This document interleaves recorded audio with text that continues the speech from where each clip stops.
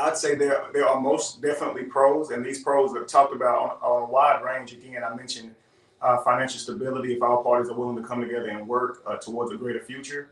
I mentioned support. Hmm. Raising children is definitely better. Children have more people that they can rely on. Three heads are better than two, of course. Um, it's so many pros, of course, because this is not even just talking about your physical families that you see in front of you today. This structure could actually build and create a better well-being for your heritage going forward. So we're talking about your children's children. Cons, though, cons are not often spoken about.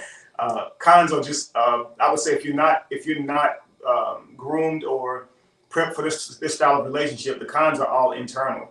I can't say of Right. any external con other than people will judge you for your lifestyle, but mainly it's those internal cons. Just having to deal with jealousy, having to deal with what you feel that you deserve, what you feel another person deserves, the comparisons, just the change of life period that goes from the time that you can put in with each other individually as versus now that you have to divvy this time out and spread it out. So um, we're constantly weighing all these things, but we weigh them against our desires for today or our heritage for tomorrow.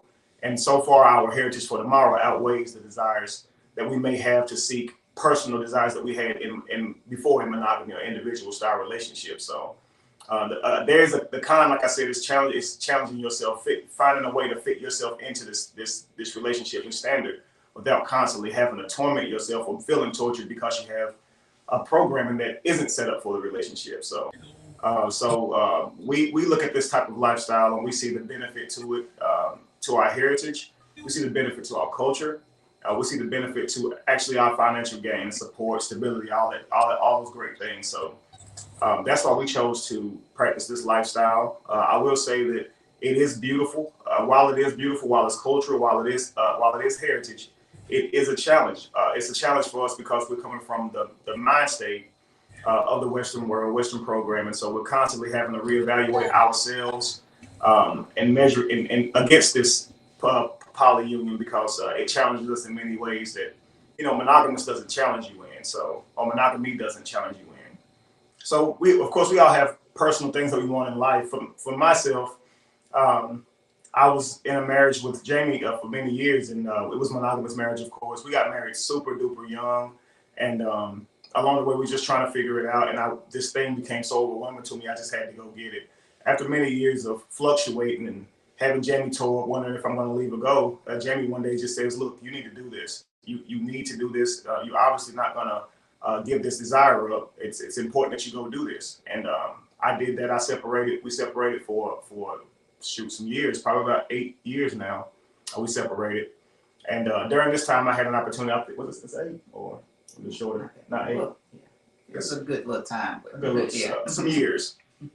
But while it's during this time, I'm trying to find myself, and I'm learning that I don't like for my wants to affect anybody else's happiness. So I stay single during this time, even though I wanted that type of conversation, that type of commitment that you would get in a relationship. I didn't want to be in a individual relationship because I didn't want my desires when they're not around that I would want to fulfill for myself to impede on their happiness. So I would say let's just keep it open, an open relationship. So I would date with the intention of keeping it open, but my nature is to get close and familiar. I can't juggle a bunch of women, and I'm not even interested in doing that.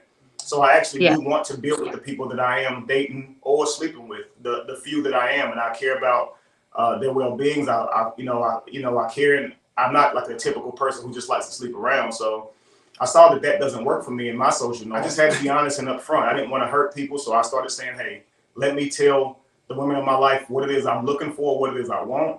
And many of them at first would say that it was childish. It's impossible. I'm looking for too much. It's just not going to happen in this world. But I knew all I had to do was just find two people who could see my vision and see my plan.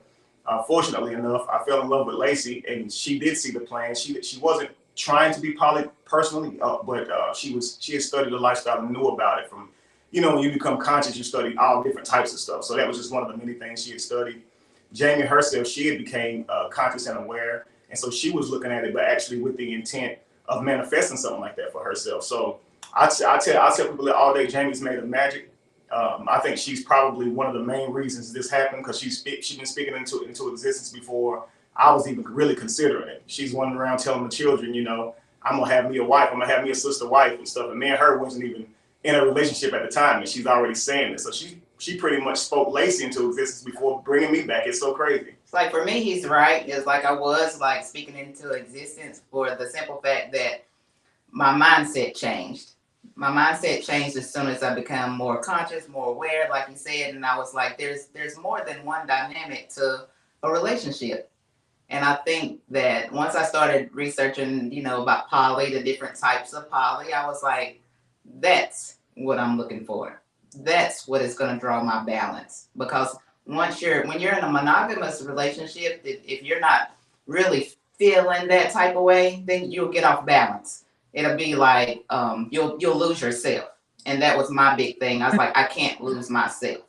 And so in that type of relationship, it's so easy to do so. But in poly, it's like you get your self time, and you also get time with your family. Mm-hmm. And so it's a great balance for me. So that's why I was like, yeah, this is the dynamic that I would love to have in my life. I have researched it and just over the years. So when I met Kevin and he told me that that's the way that he wanted to go, and I was looking for a specific type of component of like types of personalities, if you will. And he was the first key piece of that. So I feel like it was a no-brainer to me to go ahead and move forward, because I feel like the person that you structure it around makes all the difference. Right. No, while we understand hierarchy and why that type of structure can be useful, we didn't want to have a hierarchy.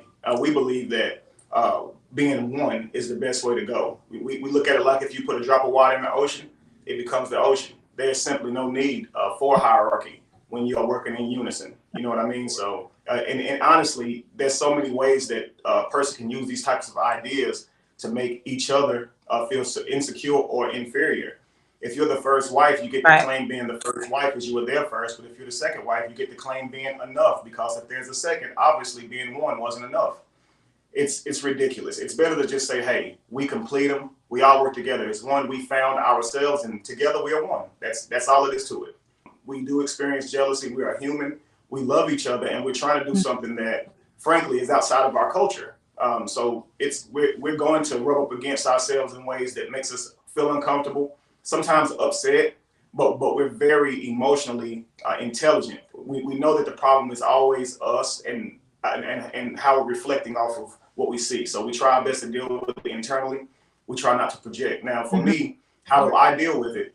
I ask myself every day, when I see that they are experiencing jealousy and that comes from different areas or just anything, I do ask myself, is the jealousy coming from a place of, hey, it's new to me, I'm still working through it, I'm growing, this is growing pains? Or does the jealousy come from that you are in an unfair position and this is unfair to your soul, and eventually you'll realize that and you'll go your separate way? You know, so we don't really know. We're trying to learn ourselves by putting ourselves in these different situations, and we always have to ask ourselves, is it something I'm growing through, or will I never change and maybe I am monogamous? Because even when our ancestors did practice polygamy, there were plenty of our ancestors who still practice monogamy. So because our ancestors practice it, we can't just adopt the idea and say, hey, I'm polygamous by nature. You know what I mean? And you can't say I'm not polygamous through programming. You may not be polygamous simply because you're not. So I guess the best way is to just try and try. That's all I can say. Like he said, everybody experiences jealousy. It's what you do after that. As far as me and Lacey goes, we have never projected onto each other. Whether we was feeling, I would never know what she was feeling, and she would never know if I was feeling a certain kind of way. Because like he said, we deal with it internally. And we have to check ourselves. We're like, why did I get jealous? That's her man too. You know what I'm saying? Vice versa. You know what I'm saying? But it's so new. Yes. It's so new, and we're still trying to unravel that Western mindset. True. You know, so like we're working on that daily. Every time I probably be like, man, they might got more time than me. I gotta check myself. I'm like, this is a new relationship. Even though me and Kevin has been separated, I have to understand that we do have a history. You know what I'm saying? And it's still like, yeah, I want my correct amount of time, you know. But it's like you gotta check yourself. You know what I'm saying? I know this is what I want, and so this is what I'm working towards. For sure. It's crazy. I don't think any one of us have ever been in any life situation where we've had to check ourselves more than any other time. And because of that, I think we've grown more in this time frame than we've ever grown in any other thing in life, because we are constantly having to check ourselves. It's crazy. When we are individual, we're together, we have this magic, and that's what we struggle with, is bringing that magic into when we're together. I have two very unique relationships with Jamie and Lacey. They don't ask nor force me to try to be who I am with the other person, because frankly, they wouldn't even like that guy. That's how different that they are as to their desires. Now, the way they carry themselves, similar, but as the things that they want from their man, very different. And a lot of guys know this. If you've ever been out dating, and ladies, if you've been dating, you know that you're not the same woman with every man that you meet. Some men bring out a different aspect of you. It's not that you're being fake. They just bring out a certain aspect of you because of who they are. So Lacey and Jamie bring out different aspects of me. So the next question I actually wanted to ask, has your relationship affected your friends or family in any way, shape, or form?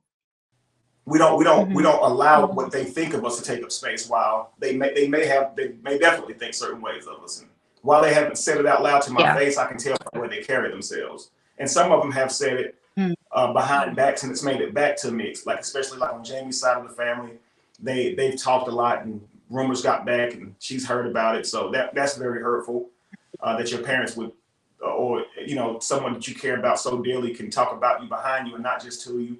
I can tell that a lot of them treat me differently. I can tell they've been talking about me behind my back, because you know how people do. When they be talking about you behind their back and they see you, you know how they act. They just they don't salute. You already know. Yeah. You play like you don't know.